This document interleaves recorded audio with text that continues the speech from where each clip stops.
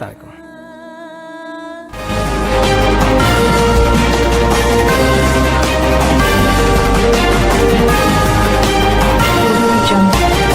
এখন দেখবেন ই বাংলা টিভির ভয়েস বুলেটিন। স্বরাষ্ট্র উপদেষ্টা লেফটেন্যান্ট জেনারেল অবসরপ্রাপ্ত জাহাঙ্গীর আলম চৌধুরী বলেছেন, একটি মহল খাগড়াছড়িতে অস্থিতিশীল পরিস্থিতি তৈরি করার চেষ্টা করছে। ভারত বা ফ্যাসিস্টদের ইন্ধনে এই ঘটনা ঘটছে।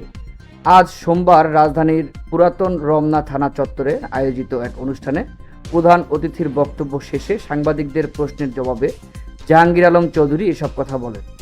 অনুষ্ঠানে রাজধানীর আদাবর, কদমতলী, ভাসানটেক, রমনা ও রামপুরা থানার নবনির্মিত ভবনের ফলক উন্মোচন করা হয়।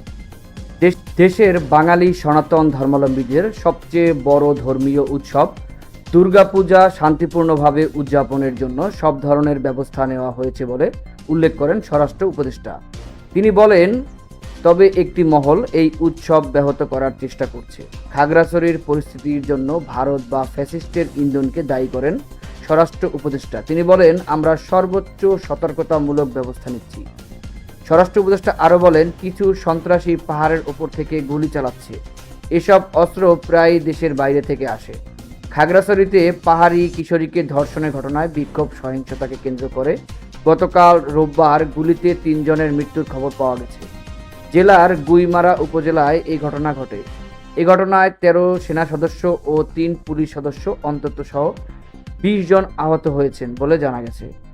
খাগড়াছড়িতে থমথমে পরিস্থিতি বিরাজ করছে। ধর্ষণের ঘটনায় জড়িত সব আসামিকে গ্রেপ্তার ও বিচার সহ ৮ দফা দাবিতে ৩ পার্বত্য জেলা চলছে জম্মু ছাত্র জনতার ডাক অনির্দিষ্টকালের জন্য অবরোধ।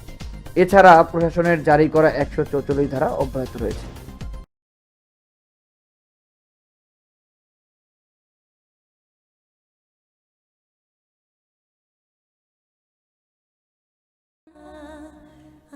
বলো তো আমি কে?